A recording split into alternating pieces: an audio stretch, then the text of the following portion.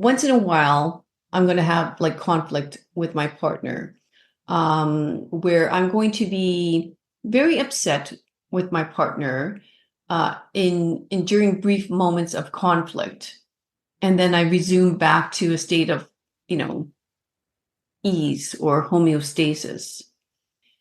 But it's actually now, it's what's happening is I'm having many different moments of anger towards my partner to the point where there's a lot of resentment building up over and over and over again.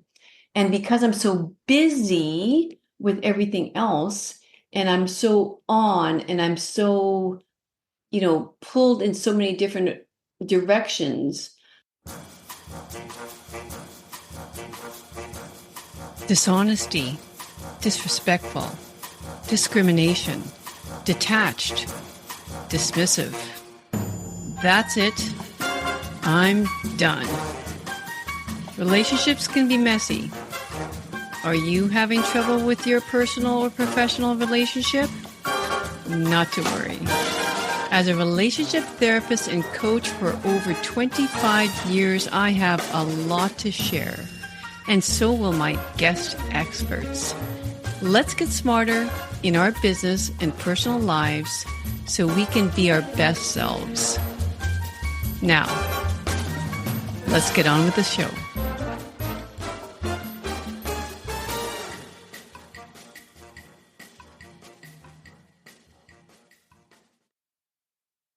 In this episode, my goal is to just bring a little bit more awareness to you regarding the whole work-life balance myth that many people tell you you need to strive for, when to me it's impossible.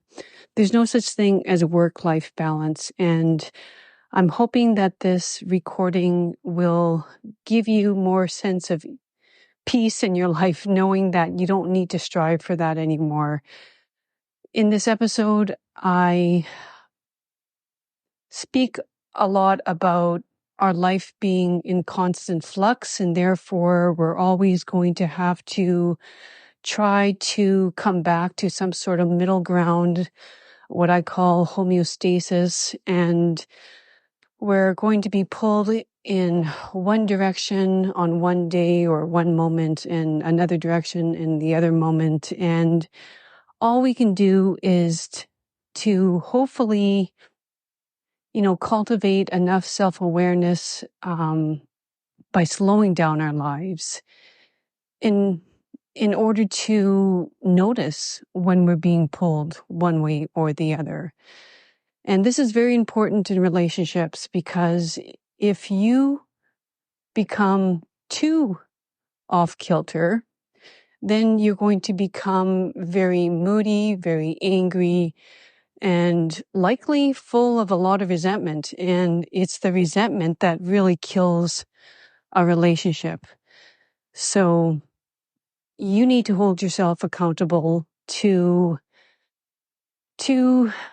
having that sense of awareness and notice the different feelings in your body. And you need to become responsible and take action in order to regain what I call the sweet spot. Because, it's your responsibility to show up as a kind, compassionate person. And you can't do that when you're doing too much of one thing, too much self-care and not enough work, or, loving your work so much that you don't pay any attention to anybody else, your friends, your family, your loved ones, your faith, your religion. It's something that we all need to think about a little bit more. And if you find that sweet spot, you're going to see that you can still have, the career you dream of and the relationships you have always dreamed of maintaining and holding. So enjoy the show. I hope it helps.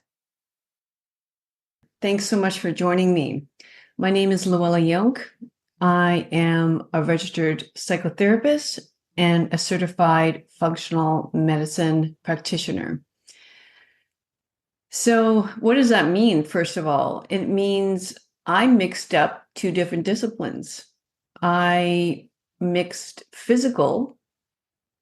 your physical body, with your emotional, cognitive, brain part of you.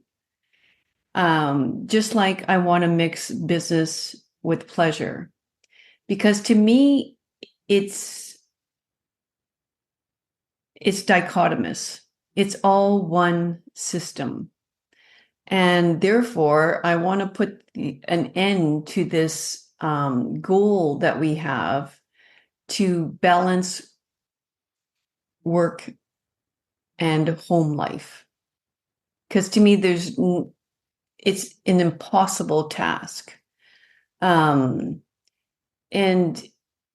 it's okay. So let's make this really, really simple. Let's picture a scale, the traditional scales that, you would see where, you balance each side out. So let's say on one side, you have your work life, and the other side, you have your family or your personal life. Because the world is constantly changing,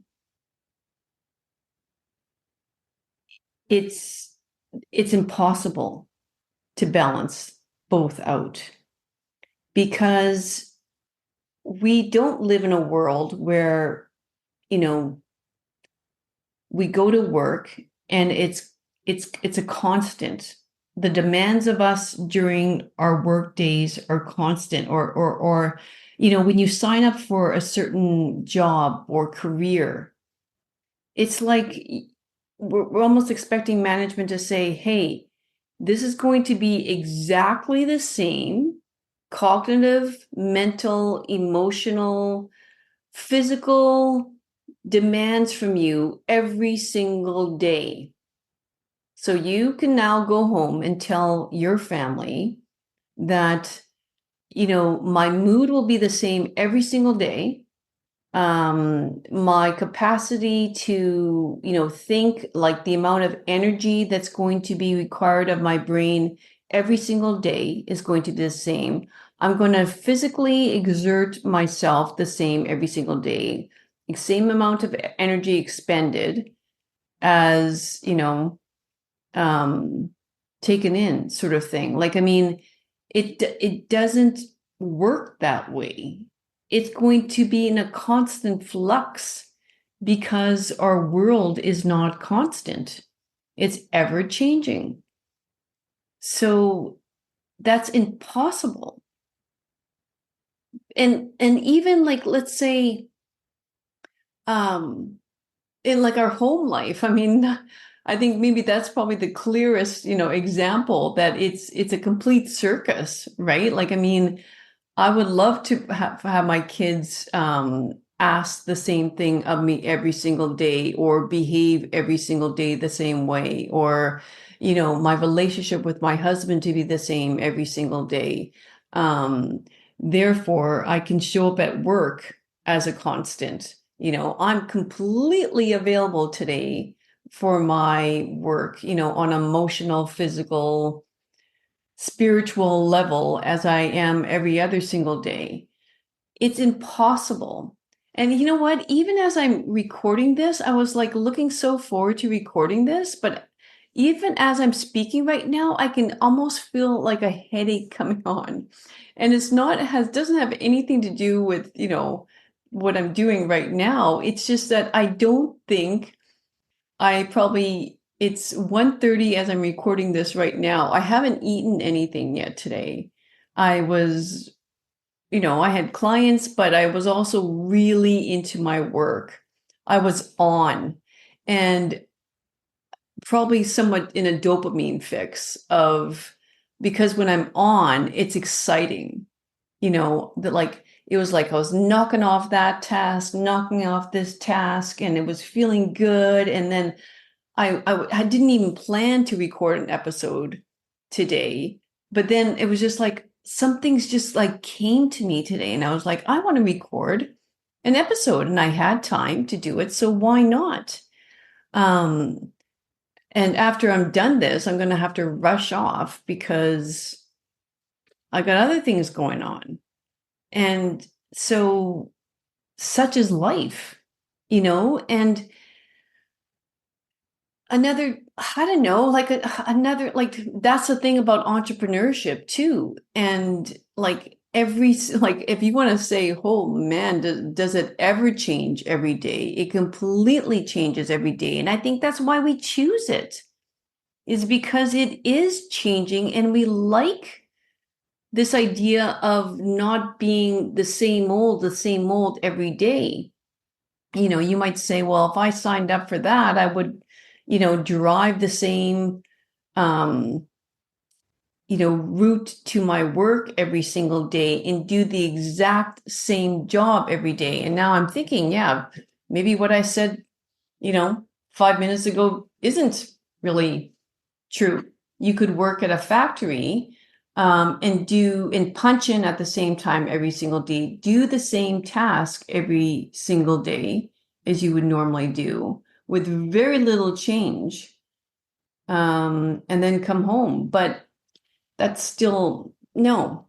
Actually, I am right, because you could interact with different people during your lunch that day, so it's not the same. You could get some information given to you from management that day, so it's not the same. You could run into whatever on the way home, like, I mean, our world is in constant flux, so that's impossible. That's impossible. So give it up. There is no such thing as work-life balance. And I think, it was a nice idea to think about, like that we have to be in constant balance and it has to be equal all the time. But it's not. And in the bigger picture, like I'm sort of talking on the day to day, but let's talk about on the bigger picture side, and on a 10-year lifespan. First of all, you've probably changed a few jobs in a 10-year lifespan, um, 10-year span, I should say. But like there's seasons of grinding it in your work life compared to other seasons where you can sit back a little bit. Um, and even that, even when I say that, we shouldn't, I don't even know if we should really even think about grinding at any time. Not if you want to achieve happiness.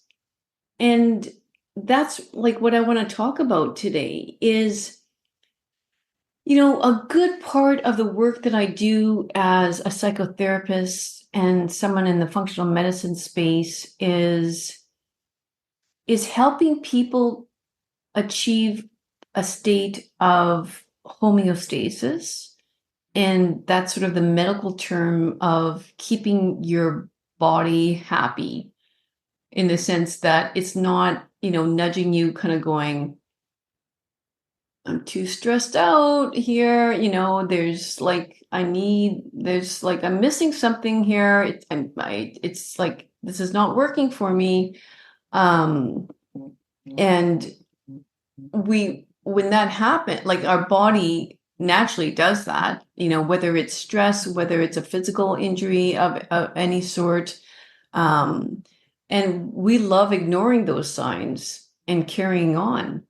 But, you know, that's that's not good, because we need to listen to that. Otherwise, we're gonna find ourselves either in emotional trauma, mental trauma, or physical trauma by ignoring those signs. Um, so all we can do is to try to keep ourselves in a state of awareness, to notice when it's a little bit too much on one or the other side, career or personal life, and to pay attention and to do something about that. So in other words, like, what does this look like in real life terms? What it looks like,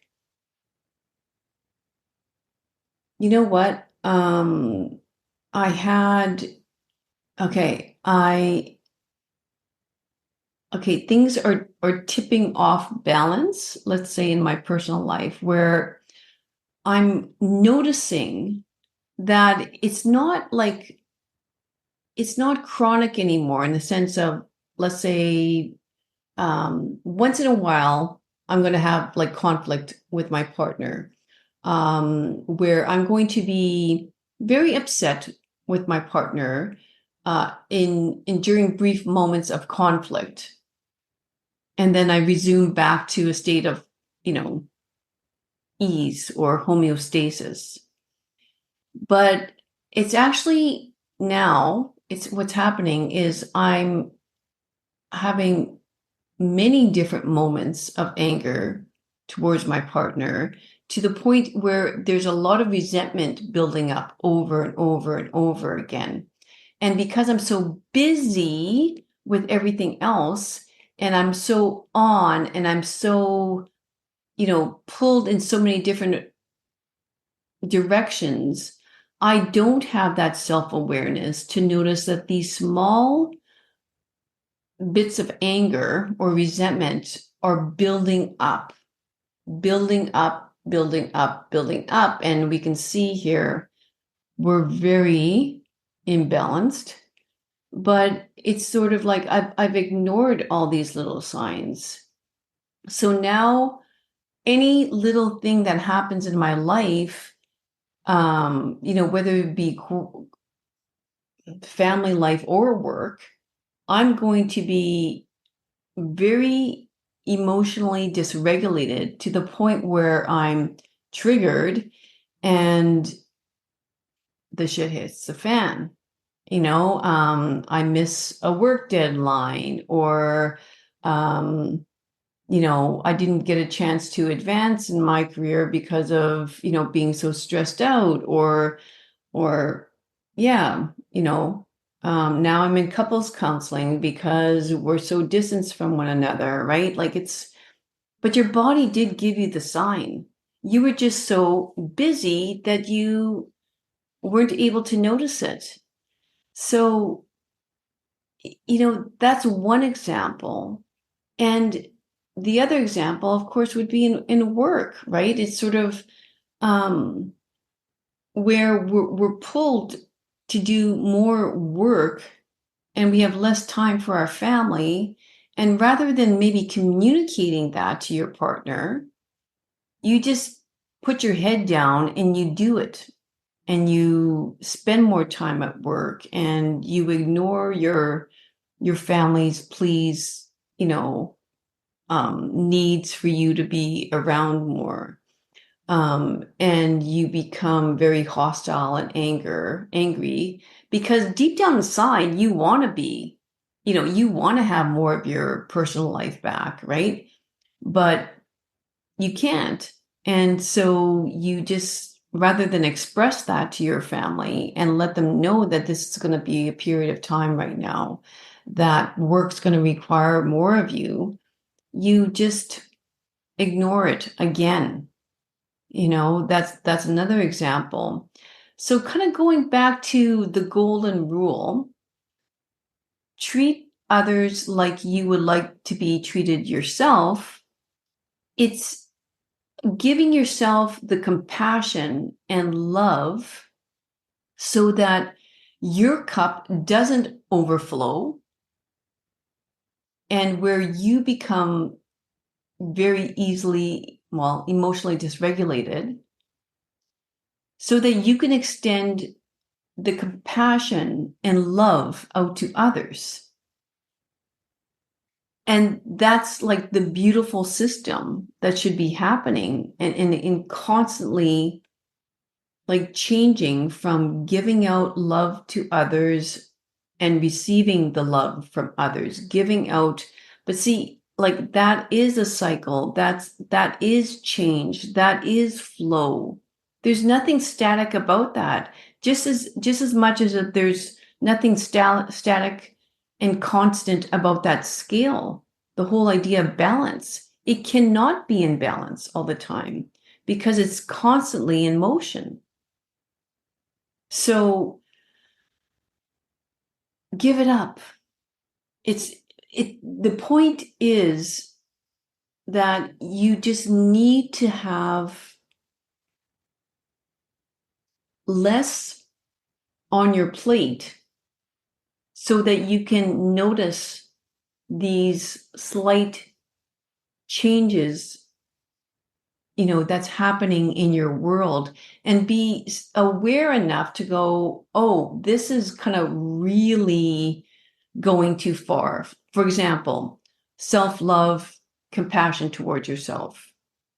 So if that's something we're striving for, then you can overdo it, right? It's sort of like, oh, I'm booking this trip and then I'm booking that spa. And, um, yeah, like I haven't really been at work too much in the last week. Yeah, I know that there's deadlines, but you know what? I really need a mental health day, and I think I'm just gonna like stay home and whatever, do some self-care. It's sort of like that doesn't work either. And you have to think, why doesn't it work? Because your body and your brain are talking constantly. And there's part of you, if you actually sat still, you're overdoing it in the self-compassion side, the self-love, the self-care side, because you signed up for this job, and you have commitments and you need to be accountable to that work. So it's basically, listening to the thoughts that are coming in your head, just like your physical symptoms of your body. When your body's crying out because you've exhausted it too much on the physical side, listen to those signs. When your mind is communicating to you saying, you know what? You're overdoing it at work because your family needs you, and ignoring those signs by not communicating with your partner. Like you got to be, you need to give yourself enough time in solitude and in silence to really listen to the voice in your head. Now, criticism is never a good thing, ever. Being critical of yourself or others is not following the golden rule. Be compassionate towards yourself and and hearing those voices saying that I'm overdoing it in one thing, and not to judge yourself and take some action in order to come back to that sweet spot of homeostasis until something else pulls you out of homeostasis again. That is life. And you know what? We wouldn't want it any other way. You know, it's like we always want absolutes. We want this or that. We're always like, and it's kind of funny, like fear and love are the complete opposites as well. And we're constantly in flux between fear of, not being like doing enough at work, and fear of not doing enough, fear of, maybe I'm spending too much time in self-care, self-love, and fearing I'm not doing enough, you know Too much love, too much fear, too much love, too much fear. That's life. And, but but it would be so much simpler if we had absolutes, something very linear. That's what we tell ourselves, and that's like in the nutrition and diet world, that's what we're constantly doing too, is sort of just tell me what to do. Tell me which diet to follow. I want it very simple. Tell me what to do. You might even have that conversation with your, nutritionalist or your gym coach or whatever it is. You just want to know. But if they're really honest with you, they're going to say, I don't know. You're the only one that knows. Try this. And if it doesn't work, we'll do something else. Oh no, that's too much work. I just want to know now. So I get the results right now. I don't want to wait, and find out. Like, I don't want to do this. And I definitely don't want to make any mistakes. It's like, because that will impede my progress. No, actually, that's not the way it goes. We never follow a linear progression. It's sort of more like, you know, well, 2 steps forward, 1 step back. Oh, a turn over here, a meander over there. And now we circle back over here. And now we're up here. And now we're down here. But just like, the stock market, we have to kind of look at the 10, 15, 20-year span and kind of go, oh, actually, if I look at it like, not in the moment, not in, 20, whatever, and whatever, like not a moment in time, but the long term. If we look at that long-term graph, we can see that we actually are gaining traction. And it's the same with our lives. So don't be scared. In fact, I think a sign of great progress in a business or your personal life is the amount of mistakes you've made.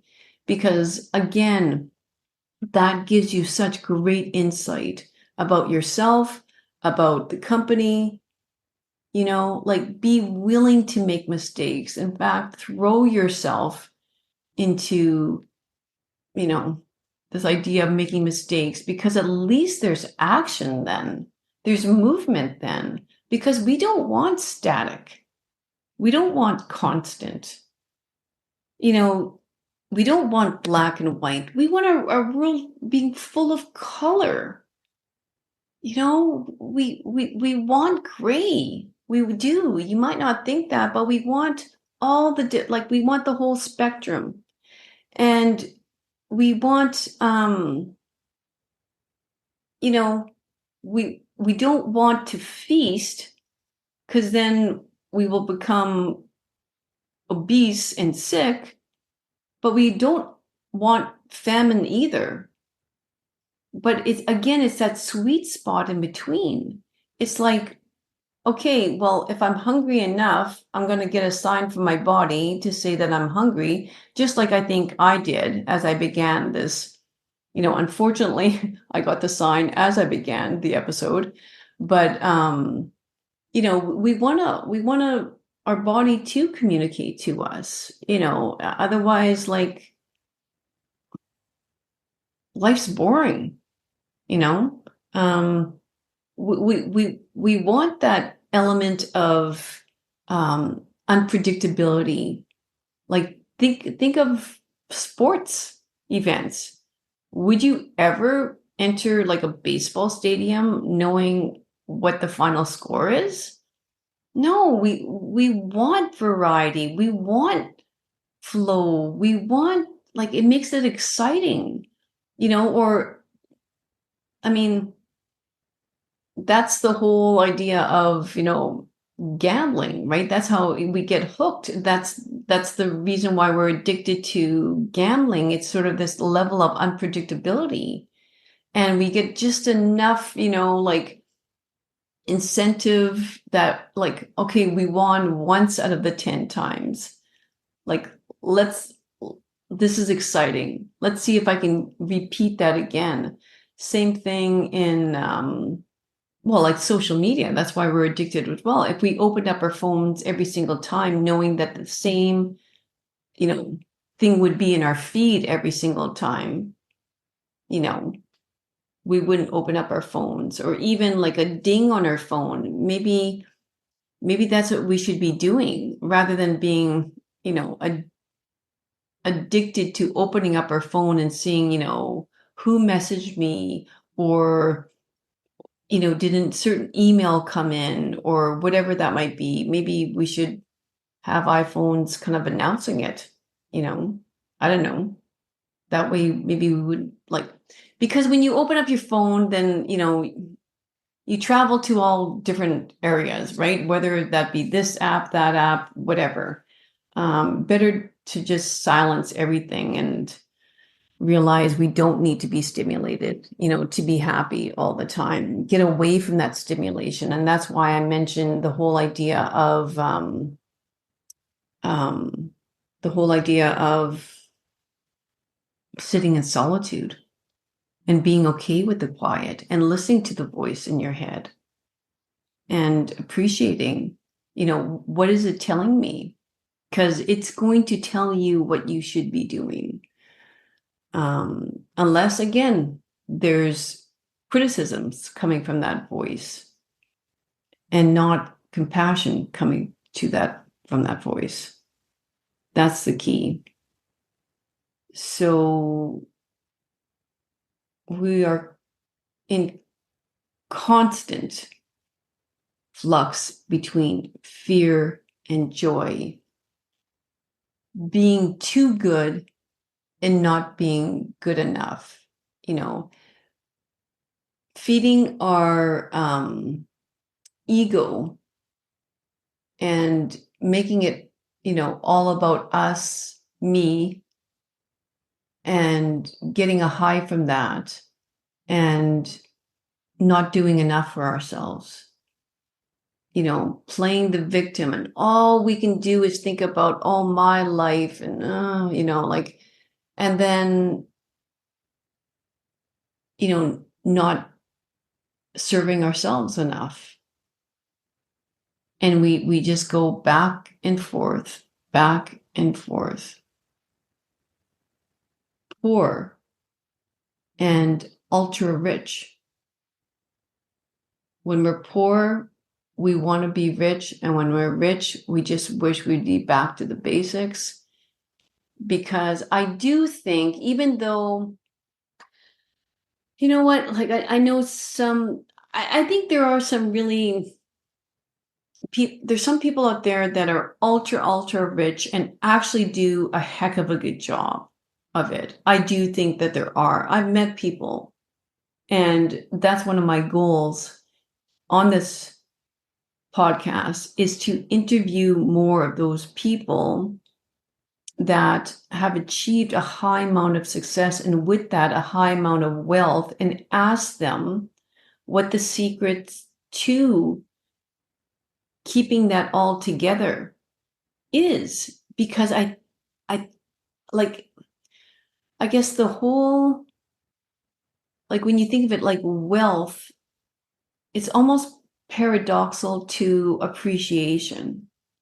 When it's nothing for you to book that private jet, when it's nothing for you to, even give to an amazing charity, like, I wonder, I'm curious, like, does that amount of dopamine or zing sort of leave your body, or does it never? I mean, like, or does it get dampened down, is what I mean. It's like, oh, here's another charity that I donated, $1 million to. Oh yeah, they're really appreciative. Yeah. Oh, wait a minute. That means I have to attend a speaking event, or, the charity gala. Um, oh, here we go again, sort of thing. I mean, I don't know. I don't know. Like, my point is, like, I don't know if you can be in a state of, a beautiful state of gratitude when you have everything. And I really, really want to have some people on this podcast that's going to be able to tell us, because we hear so much of the other thing, like how celebrities, Jim Carrey, like just like have reached that level of wealth and realize it's like they were chasing the wrong thing, you know, they were chasing the wrong thing, because they're no happier. So why are we chasing that wealth? Why did we put ourselves, through that period in our life where there was so much imbalance between work and our personal lives that we, forgot to smell the roses and be very appreciative for all that we have. I'm super curious about that. And I think the people that are able to still have that level of gratitude and appreciation and that level of, I almost said balance, that level of, I'm just going to say a sweet spot. It's not balance, but it's that flux that they're okay with. Like the flux is not, extreme highs and extreme lows. That it's just a nice flux that keeps it motivating, exciting, a little bit of like fearful, like a little bit of, distress, um, eustress, like it's like it's that back and forth that we're looking for. So like where it's not too challenging, but not under challenging. That to me is the secret sauce. And how do we get there is my question. Because it has to be where you have enough self-love, self-compassion, and yet give it to others as well. And the people that can do that really well are the ones that have enough self-awareness to know when they're going too far in the other direction and they need to pull back and move, and turn around and go towards the other place again. That is what it's all about. So I hope that's clear. I hope that helps. And I hope that you are excited about coming on this journey with me and getting into, jumping into the secret sauce and swimming around in it and seeing how we can all make this place on earth, filled with more compassion, filled with more self-love, filled with more love for others, paying it forward, but first maybe paying it for ourselves, right? And I think it has to, yeah, is it first to ourselves and then to others? Because sometimes by doing it for others, we see the beauty in that, and it fulfills us so much, and we are able to give ourselves love more. Who knows? I don't think it is. It's bi-directional is the best way of saying it. Just the way the mind and the body is bi-directional, and it's all one system. Again, I think I'm trying to simplify something that's never going to be able to be simplified. And that's the beauty of our life. If it was simple, we wouldn't want to wake up every day. We love a challenge, just like we don't want to know the answer. We don't want to know what's in the gift when we get the gift. We want the wrapping. We want the anticipation. We want the excitement. So that's why I say, stop searching for the absolutes. Stop searching for the answer, whether that's in like nutrition, just like nutrition, the perfect relationship. What exactly do I need to do? No one knows. You just gotta have an open mind and an awareness, and be out of that busy mode in order to listen to the signs that the universe is giving you, that your body is giving you, that your family is giving you, that your work is giving you. You just have to have enough capacity and not be burning both ends of the candle to notice that. So thank you.